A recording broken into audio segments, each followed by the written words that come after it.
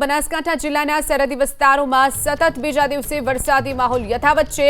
થરાદમાં 2.5 inch વરસાદ વરસ્યો છે તો વાવમાં 3 ઇંચ વરસાદ ખાબક્યો છે।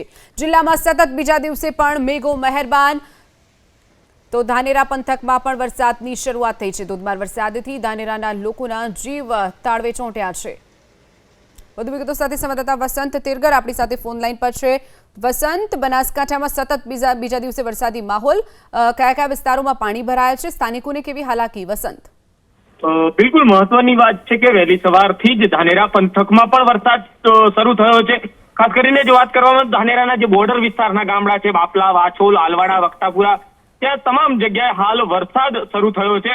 મહત્વની વાત છે કે વાવ અને થરાદ જે સરહદીય પંથક છે ત્યાં પણ વરસાદ વહેલી સવારથી જ શરૂ છે।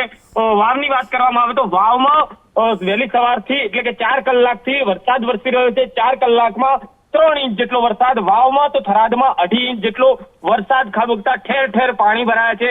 હાઈવે હોય, બસ સ્ટેન્ડ વિસ્તાર હોય, તમામ જગ્યા હાલ પાણી ભરેલા જોવા મળી રહ્યા છે। ખાસ કરીને જો વાત કરવામાં આવે તો સતત બીજે દિવસે વરસાદથી સૌથી વધારે ખુશ હોય તો ખેડૂતો છે, કારણ કે બનાસકાંઠામાં પાણીની તંગી હોય છે ને એ પાણીની તંગી વચ્ચે જે વરસાદ વરસતા સૌથી વધારે ખેડૂતોમાં ખુશી છે। જી ચોક્કસથી વસંત, માહિતી બદલ આભાર।